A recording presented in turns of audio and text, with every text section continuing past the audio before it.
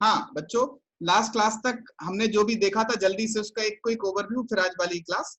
तो लास्ट वाली क्लास में हमने पहले मोशन को जाना कि मोशन क्या होता है, और उसका एक इंपॉर्टेंट पार्ट यानी कि motion in a straight line या मोशन इन वन डायमेंशन हमने पढ़ लिया था।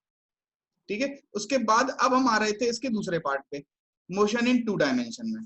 तो मोशन इन टू डायमेंशन को पढ़ने का सबसे इजी तरीका है, वन डायमेंशनल अपन को आता है। वन डायमेंशनल में देखो क्या होगा, तीन तरीके के मोशन है।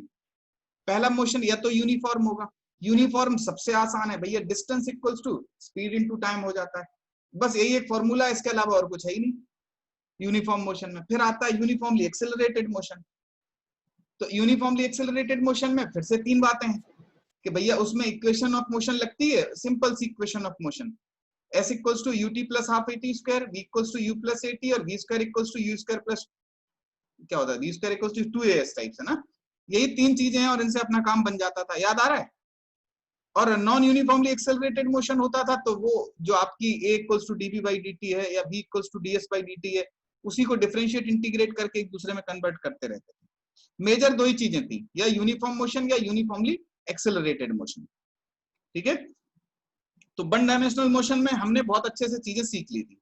देखो एक तरीका ग्राफ बताया था, लेकिन ग्राफ समझ में आए तो बहुत सारे लोगों को लगता है कि ग्राफ अभी थोड़ा जल्दी है, इट्स टू अर्ली टू मतलब जो भी अंडरस्टैंड द ग्राफ। बट अगर हम लोग चाहेंगे तो जितना था हमारा, हमने ग्राफ से पहले जितना देखा था, इक्वेशन ऑफ मोशन या सिंपल मैथमेटिक्स लगा के जितना देखा था, उतना मोर देन सफिशिएंट है। चीजें बाद में भी अच्छे से सीख ली जाएंगी। हमारा अगर उतना पार्ट मजबूत है तो किसी भी टू डायमेंशनल मोशन को भी हम समझ सकते हैं। कोई भी टू डायमेंशनल मोशन जो है, इसको मान लो कि ये दो परपेंडिकुलर मतलब एक्स और वाई के अलोंग दो वन डायमेंशनल मोशन का कॉम्बिनेशन। करेक्ट है। हमने जो बताया था जल्दी से उसको एक बार में ओवरव्यू ले लिया। अब उसके बाद लास्ट टू डायमेंशनल मोशन में जो भी कहा था, सबसे पहले कोई भी two dimensional motion, any 2D motion, it is a combination of, देखो एक है along X axis, 1D motion along X axis, plus 1D motion along Y axis. तो एक्स और वाई एक्सिस के अलोंग वन डायमेंशनल मोशन मान लो और कर डालो, दोनों को जोड़ दोगे बेटा, दोनों को जोड़ने के बाद बड़े आराम से आपका ये आ जाएगा मोशन इन टू डायमेंशन। अब इन दोनों चीजों को जोड़ता कौन है? इन दोनों चीजों का जो की फैक्टर होता है जो दोनों को जोड़ता है, दैट इज टाइम। टाइम ऐसी चीज है जो दोनों का की फैक्टर है, दोनों को जोड़ता है टाइम। करेक्ट।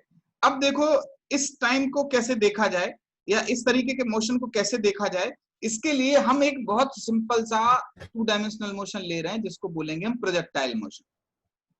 तो सबसे पहला प्रोजेक्टाइल हमने बोला था, सबसे पहला मोशन ले रहे हैं ग्राउंड टू ग्राउंड प्रोजेक्टाइल।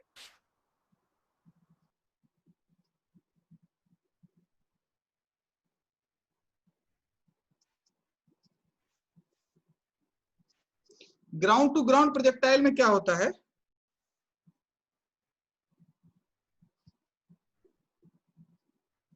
कोई भी पार्टिकल u की वेलोसिटी से थीटा के एंगल पे फेंका गया था, यहां तक पहुंचा, जितना ये जमीन से ऊपर गया इसको बोला जाता है मैक्सिमम हाइट, बता चुके थे हम।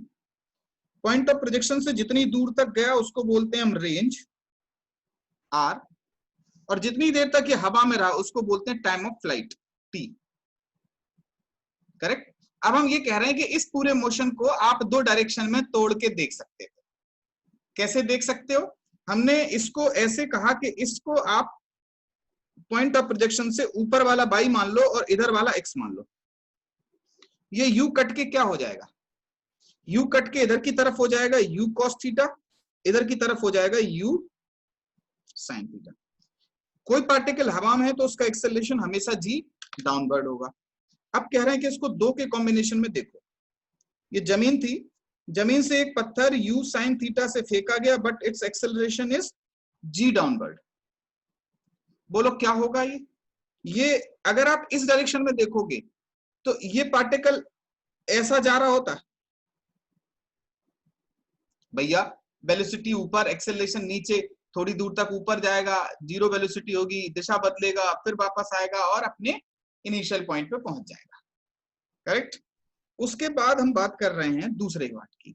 दूसरे पार्ट में हम कह रहे हैं कि इधर की तरफ कितना हो जाएगा, ये हो जाएगा u cos थीटा, और एक्सेलरेशन कितनी हो जाएगी, 0। ठीक। इस डायरेक्शन में कोई भी इनिशियल वेलोसिटी तो है नहीं, मत सॉरी इनिशियल एक्सेलरेशन तो है नहीं, जी का कोई कंपोनेंट इधर जाना नहीं है, वेलोसिटी u cos थीटा है। करेक्ट। अब देखो हम ये कह रहे हैं कि ये दो का कॉम्बिनेशन है। जैसे अगर कोई आपसे कहे कि बताओ particle t equals to 2 second पे कहां होगा, आप खट्ट से इसका x कोऑर्डिनेट निकाल लो। x के अलोंग मोशन कैसा है बेटा, यूनिफॉर्म। तो x कितना आ जाएगा, u cos theta into 2, x coordinate आ गया। लेट सपोज ये आया 8।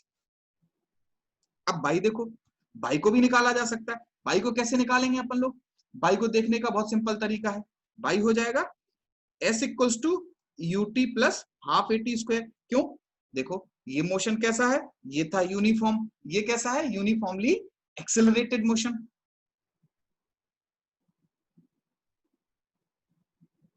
तो अगर ये एक एक डायरेक्शन में थे तब तो आप इसको कंप्लीटली जानते हो, लेकिन अब ऐसे यहां से निकाल लो।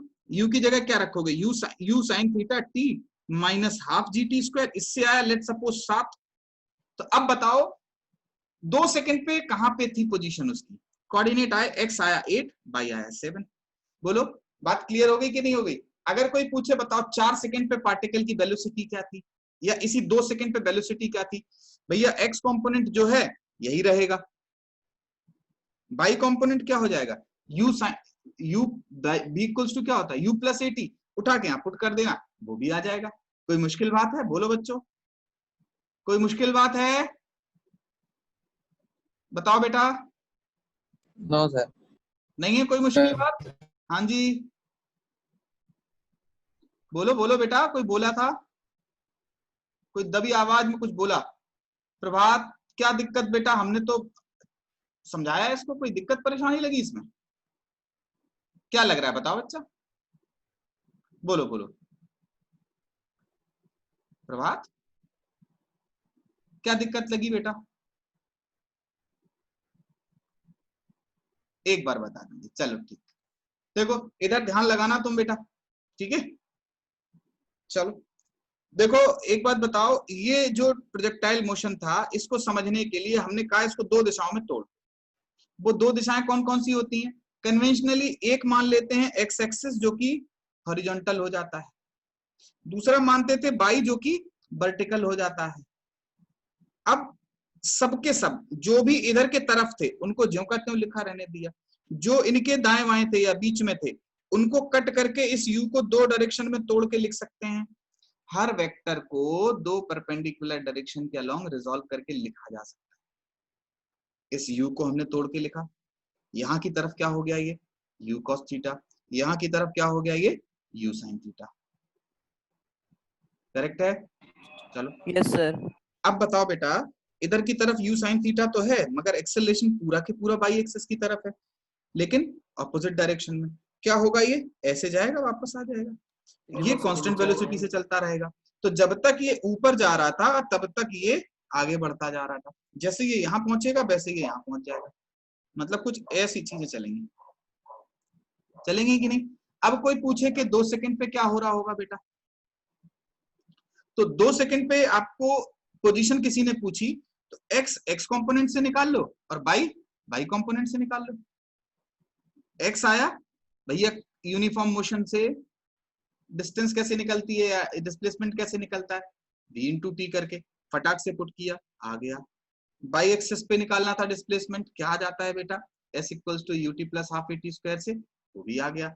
आप बस बता दो कि 2 सेकंड पे x होगा 8, y होगा 7, इसीलिए जो कोऑर्डिनेट्स होंगे that must B 8, 7।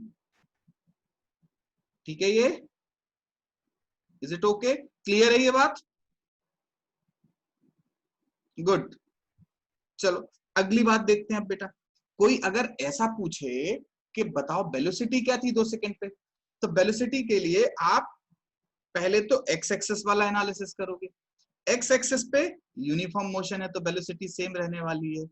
By axis पे देखोगे तो v equals to u plus at से बाई आ जाएगा। एक्स यहां से लिख दो, बाई यहां से लिख दो, इतने आई कैप प्लस इतने जे कैप, बात बन जाएगी। बोलो प्रभात। Yes sir. क्लियर है सबको? अब तो किसी को कोई प्रॉब्लम नहीं है इसमें? सर अभी भी प्रॉब्लम है सर, नहीं आ रहा है। अरे यार कितने बढ़िया से तो बताए बेटा, यार क्या दिक्कत लगी इसमें? सर यहाँ तक तो बोलो। आपने बताया कि सर वो ऊपर जाएगा तो उसमें एक्सीलरेशन जी डाउनवर्ड्स नीचे लगेगा, यहाँ तक आ गया। उसके बाद सर आप जो बताया वो नहीं आया सर, यहाँ तक आ गया। अरे अब अगर हम ये कहें कि पार्टिकल को दोनों का कॉम्बिनेशन से देखना है, ये दोनों का जो मिक्स है वो ये पाथ पे चलेगा। कैसे चलेगा भैया? 2 सेकंड पे अगर कोई पूछे कि हमारा पार्टिकल कहाँ था, तो ना तो यहां है ना यहां है। बस ये किसके लिए होगा कि भैया एक्स उसका कैसे बदल रहा है। ये कैसा है, ये किसके लिए है? ये इस बात के लिए कि इसका बाई कैसे बदल रहा है। करेक्ट? तो एक्स यस इससे सर, बदला, बाई इससे बदला, बस देख लो यार। ठीक है सर। आ गई बात समझ में? अभी एक क्वेश्चन देखोगे, एक दो क्वेश्चंस और एक दो चीजें देखोगे तो सब कुछ बहुत अच्छे से क्लियर हो जाएगा। यस हम सर। एक बात पूछे बेटा, क्या आप बता सकते हो कि मैक्सिमम हाइट के लिए हमें किस एक्सिस पे ज्यादा अच्छा समझ में आएगा? एक्स पे या बाई पे? X axis. बाई बाई पे, इस वाले पे। पे। तो मैक्सिमम हाइट ये हुई। Yes sir. Correct? Maximum height ये हो गई। अब देखो मैक्सिमम हाइट ये हो गई और टाइम ऑफ फ्लाइट भी इसी से आ जाएगा। जब तक ये हवा में रह के वापस जमीन पे नहीं आ जाता तब तक ये भाई साहब इसी वेलोसिटी कांस्टेंट से चलते रहेंगे। बोलो ठीक है? चलो तो अब अगर हमें मैक्सिमम हाइट निकालनी है तो मैक्सिमम हाइट के लिए हमारी अप्रोच क्या होनी चाहिए? देखो तो सबसे पहले हम क्या देखें? फॉर मैक्सिमम हाइट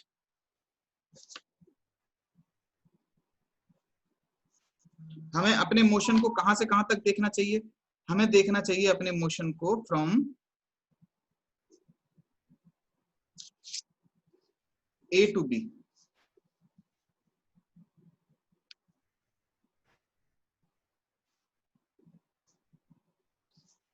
ए से बी तक देखना चाहिए।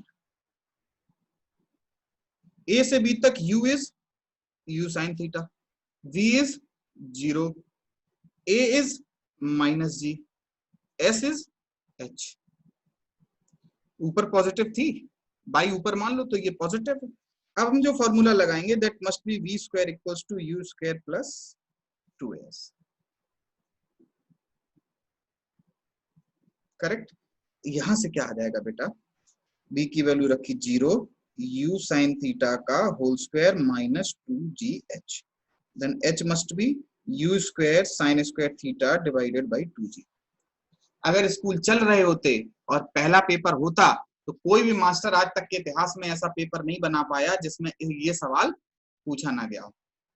स्कूल के जो एग्जाम होते हैं ना, जो स्कूल्स में आते हैं, उनमें हमेशा कोई कभी भी आज तक ऐसा नहीं हुआ कि ये चीज पूछी ना गई हो।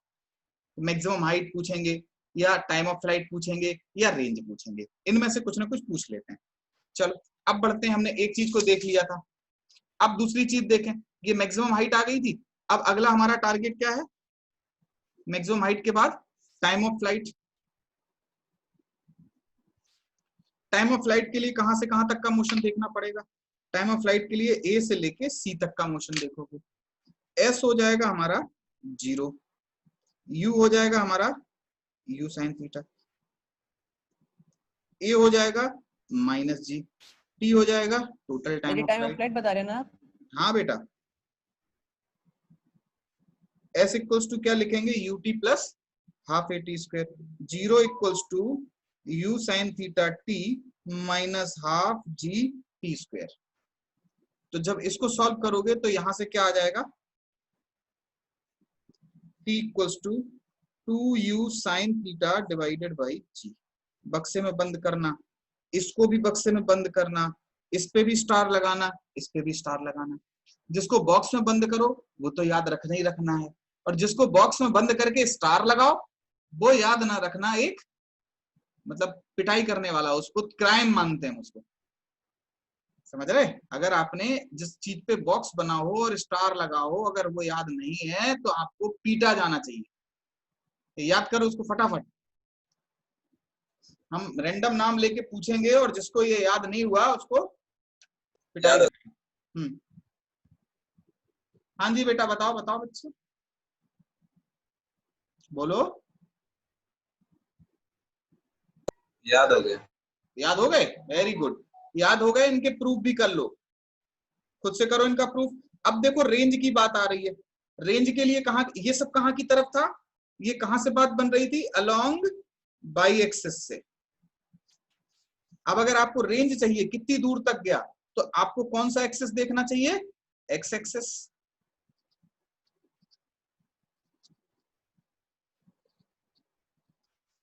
वैसे बेटा रेंज है कितनी, कांस्टेंट वेलोसिटी के हिसाब से, कांस्टेंट वेलोसिटी के हिसाब से जो रेंज आएगी वो डिस्टेंस होगी, और ये होगी वेलोसिटी इनटू टाइम।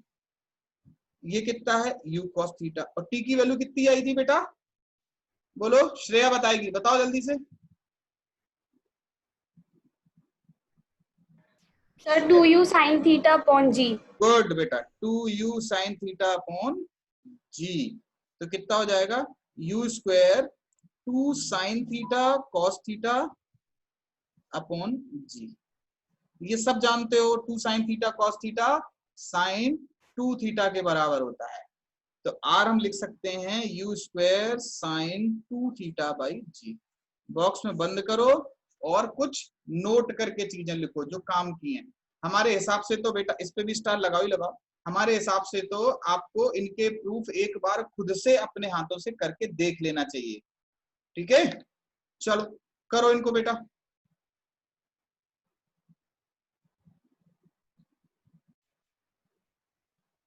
ठीक है, अर्जुन आया समझ में।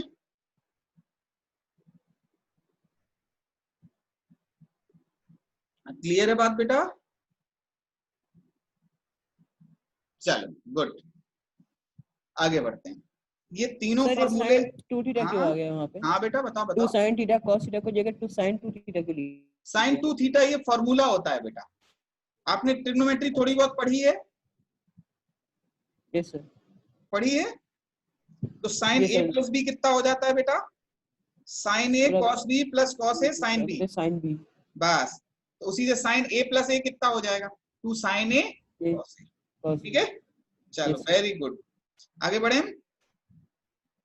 चलो नेक्स्ट देखो, अगला है बेटा। अब इसी में देखो नेक्स्ट बात, इसी में अगर हम अगली बात करें तो नोट करके सबसे पहली चीज जो गलती कभी नहीं करोगे आप, ये सारे फॉर्मूले ग्राउंड टू ग्राउंड प्रोजेक्टाइल के लिए वैलिड हैं।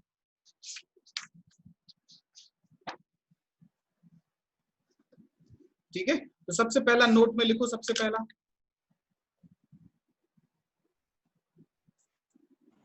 ग्राउंड टू ग्राउंड प्रोजेक्टाइल मतलब जो भी एक्टिविटी हैपन हो रही है वो ग्राउंड में ही हैपन हो रही है ना। देखो, जमीन से फेंका गया पत्थर और जमीन पे ही जाके गिरा, ठीक, yes, मतलब सेम लेवल पे गिरा, इसको क्या बोलोगे, projectile from a height, correct. yes, sir. इसमें दोनों की हाइट सेम नहीं, लेवल सेम नहीं, तो इसमें क्या होता है बेटा, ग्राउंड टू ग्राउंड में जमीन पे होते हैं, दोनों सेम लेवल पे होते हैं, जहां से फेंका गया पॉइंट ऑफ प्रोजेक्शन और मैक्सिमम जो डिस्टेंस वाला पॉइंट होता है वो दोनों ही सेम लेवल पे होते हैं, करेक्ट है। तो yes, सबसे sir. पहला पॉइंट लिखो, अब फॉर्मूले are valid only for ground to ground projectile, correct है बात, लिखा इसको।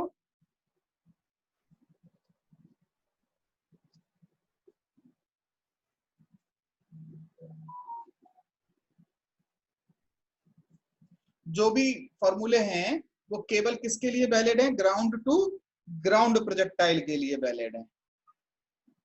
ठीक है, चलो अब दूसरी चीज पे आते हैं हम लोग।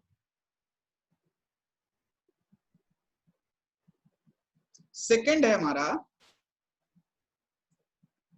ठीक है, सेकंड जो है वो है इस बात को लेके, रेंज वाली चीज को लेकर। देखो बेटा, जब थीटा की वैल्यू 90 डिग्री होगी, सॉरी 90 डिग्री होगी, तब तो जीरो हो जाएगा। जीरो पे भी कितना हो जाएगा? जीरो हो जाएगा। अबे साइन 180 डिग्री की वैल्यू जीरो होती है, साइन जीरो की वैल्यू भी जीरो होती है, तो दोनों पे जीरो आ रहा है। कहां मैक्सिमम होगा?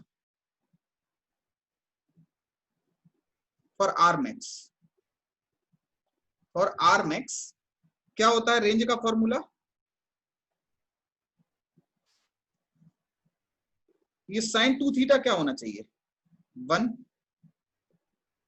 तो ये साइन 2 थीटा की वैल्यू जो है, अगर वो 1 है तो 2 थीटा की वैल्यू कितनी हो जाएगी? π/2, और थीटा की वैल्यू कितनी हो गई? π/4। तो किस एंगल पे रेंज मैक्सिमम होती है? 45 डिग्री पे। ठीक है, यानी कि अगर हम पूछें तो range will be maximum for theta equals to 45। Range will be maximum for theta equals to 45 degree. Correct है ये बात?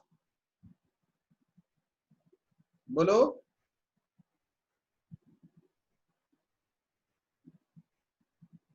ठीक है, यस सर। चलो आगे बढ़ते हैं। एक चीज और जरा समझो कि अगर हम एक पानी का जेट लें, एक वाटर जेट लें, ठीक है, इसको पहले अलग पन्ने पे देख ले रहे, फिर आगे की चीजें नहीं बता दी। एक हमने वाटर जेट लिया, पानी का पाइप लिया, उससे पानी बह रहा था, तो बिल्कुल वो पत्थर वाली फीलिंग देगा जैसा एक पत्थर फेंक रहे थे। तो यहां से आपने अगर एक पत्थर फेंका इस तरीके से, जब आपने इसको जीरो वेलोसिटी के साथ फेंका, यहीं गुड़ुक के गिर गया। थोड़ा और वेलोसिटी के साथ फेंका, थोड़ा और आगे तक गया। थोड़ा और वेलोसिटी के साथ फेंका, थोड़ा और आगे तक गया। और वेलोसिटी बढ़ाई और आगे गया। वेलोसिटी नहीं बढ़ा रहे, अरे सॉरी, एंगल बढ़ाते जा रहे हैं आप। ठीक है, तो पहले आपने क्या किया, उसी पाइप को जैसे रखे थे जिस पोजीशन पे, ऐसे करके रखा हुआ था, तो यहीं गिर रहा था। लेकिन अब आप क्या कर रहे हो? एंगल को उठा रहे हो, ऐसे करके उठाते जा रहे हो। एंगल को उठाते जाओगे क्या होता जाएगा बेटा? इसकी रेंज बढ़ती गई और बढ़ गई और बढ़ गई और बढ़ गई। बढ़ते बढ़ते जो मैक्सिमम होगी वो किस पे होगी? 45। वेलोसिटी सर जीरो ही है सर इसकी? नहीं, वेलोसिटी सेम है यार, पानी निकल रहा था यार पाइप से। तुम्हारे पास एक पाइप है जिससे पानी निकल रहा था, उसको तुमने ऐसे रखा था जमीन पे, ठीक है, ऐसे करके पानी गिर रहा था इसमें। Okay sir. ठीक, अब आपने क्या किया, इसको यूं पाइप को उठाना शुरू किया ऐसे, क्या होगा? पानी की धार पहले बढ़ेगी दूर तक, फिर पास आना शुरू हो जाएगी। बोलो। Yes sir. Yes sir. ऐसे ही होगा ना? ठीक है, यस सर। तो किस एंगल पे मैक्सिमम होगी वो? अभी बताया था, बोलो। 45 डिग्री। 45 पे। Very good, very good. अब देखो 45 से आगे करोगे तो क्या होगा? ऊंचाई तो बढ़ती जाएगी, लेकिन इसकी रेंज घटती चली जाएगी। और फिर आप नहीं माने, आपने एकदम 90 डिग्री कर दिया, तो पॉइंट ऑफ प्रोजेक्शन पे आके धार गिर जाएगी। ये बात जम रही दिमाग में? लोग भीग जाएंगे। हाँ, तुम ही भीग जाओगे। Very good. हाँ हाँ, चलो अब देखो एक बात बताओ, एक चीज सोचो बेटा, कि दो एंगल ऐसे होने चाहिए जिन पर रेंज सेम आएगी। 0 और 90। 0 और 90 पे तो है ही है, लेकिन इधर पे भी तो सेम है। जब वेलोसिटी आपने जब किसी एंगल पे पार्टिकल फेंका था, या ये पानी का जेट जो है किसी एंगल पे रखा था, लेट सपोज 30 डिग्री पे रखा था, तो 30 से फिर आप 30 के से आगे बढ़ाया, रेंज बढ़ी, फिर और आगे बढ़ाया तो रेंज घटी। इसका मतलब है कि एक और एंगल ऐसा एग्जिस्ट करना चाहिए जिसपे रेंज सेम हो। 30 60 30 और 60 30 और 60। गुड। अब देखो, जिन्हें ट्रिग्नोमेट्री थोड़ी थोड़ी पढ़ रखी है बेटा तुम लोगों ने तो शायद, क्यों? Yes sir.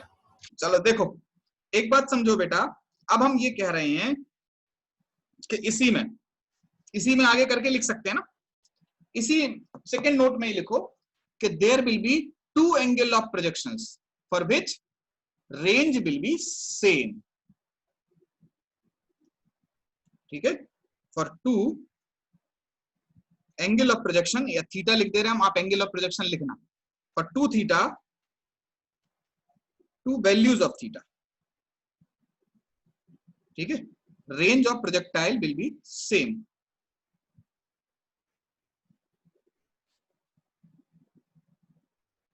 दो एंगल पे सेम होगी। देखो जो लोग समझदार हैं उनके लिए एक सिंपल सी बात बताएं कि साइन 2 थीटा 1 इक्वल्स टू, या U square sine 2 theta 1 by G equals to U square sine 2 theta 2 by G. ये R1 है। ये बात हम बताना नहीं चाह रहे, नए नए हो अभी लड़के, थोड़ा अगर घबराना नहीं इस बात को लेकर के, ये बात को समझो। ये है रेंज पहली वाली, ये रेंज है दूसरी वाली, दोनों ही कैसी हैं? Same. U square by G, U square by G cut जाएगा, एक इक्वेशन बहुत क्लियर बनेगी जो होगा sine theta, sine 2 theta 2 equals to sine 2 theta 1 equals to sine 2 theta 2। देखो इससे जब तुम सॉल्व करोगे तो थीटा 1 इक्वल्स टू थीटा 2 तो आ ही जाएगा। बोलो तो भैया सेम एंगल पे तो सेम रेंज होगी यार, सेम यू सेम जी। लेकिन अगर हम ऐसा बोलें कि साइन 180 डिग्री माइनस थीटा, क्या ये भी साइन थीटा होता है? बोलो करेक्ट है बात? ऑल स्कूल टू कॉलेज ऑलेज टाइप से, हाँ या ना? Yes sir. इसको क्या हम ऐसे लिख सकते हैं, 180 degree minus 2 theta 1 equals to sine 2 theta 2। ये दोनों बराबर बराबर कर दो, यहां से क्या आ जाएगा, theta 1 plus theta 2 equals to 90 degree. Very good. अभी आपने कहा था ना कि 30 पे रेंज मिलेगी, वही 60 पे मिलेगी। Very good. तो अगर एक एंगल थीटा है तो दूसरा सेम रेंज वाला एंगल कौन सा हो जाएगा? 90 डिग्री माइनस थीटा। यानी कि जो रेंज 30 डिग्री पे मिलेगी वही 60 डिग्री पे मिलेगी, या 60 डिग्री पे मिलेगी। जो रेंज 20 डिग्री पे मिलेगी वही 70 डिग्री पे मिलेगी।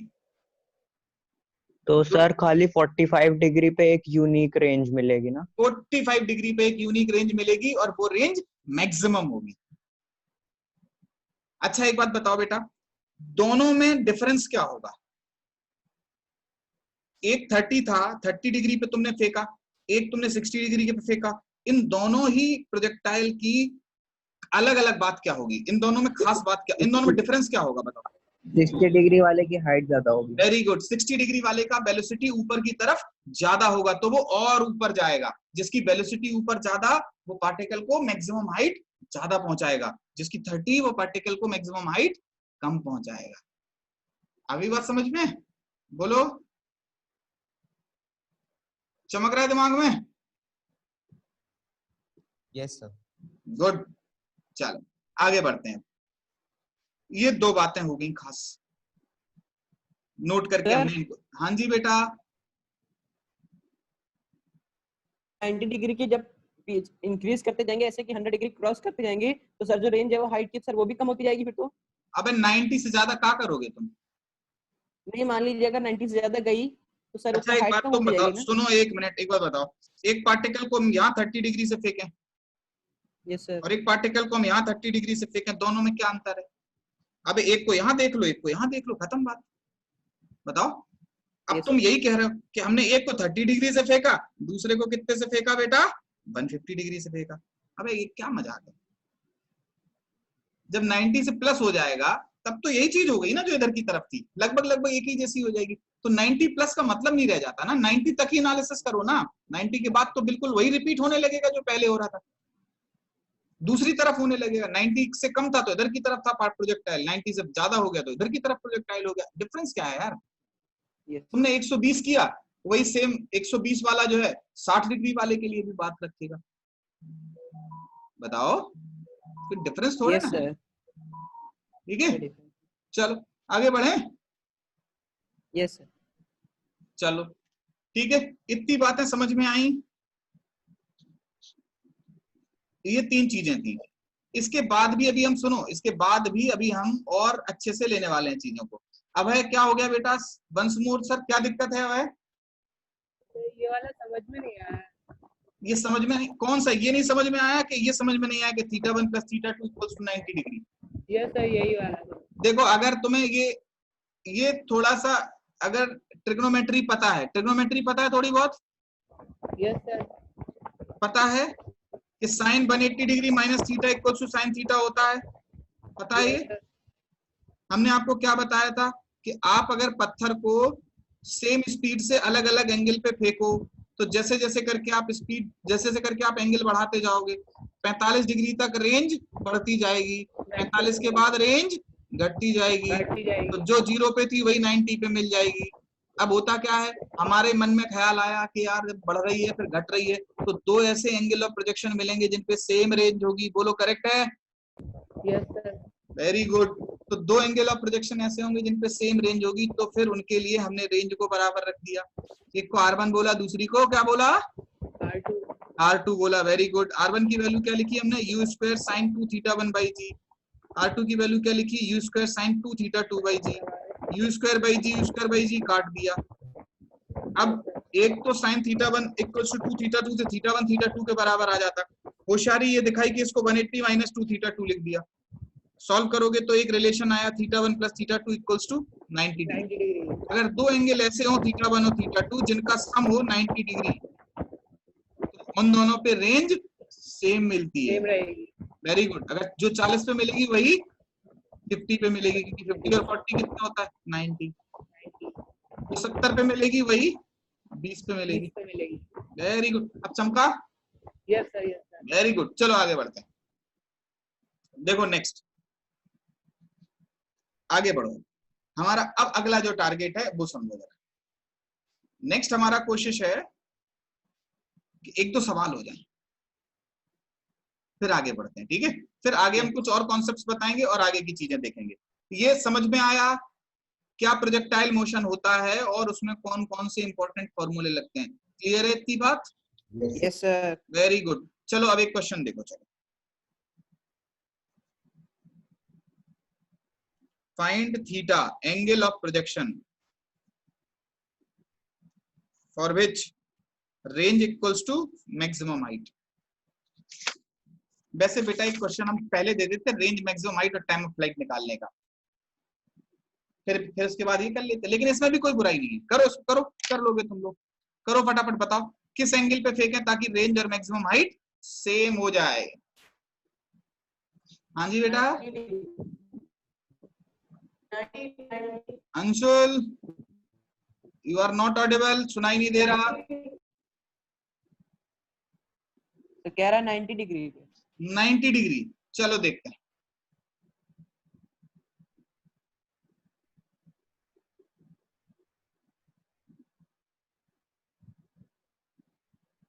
नाइन्टी डिग्री पे रेंज कितनी होती है बेटा?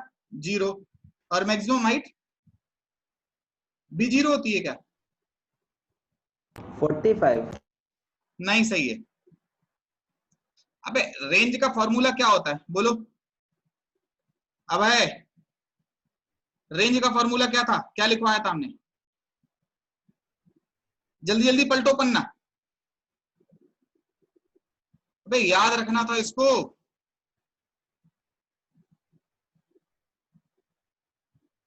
चलो बताओ अर्पित।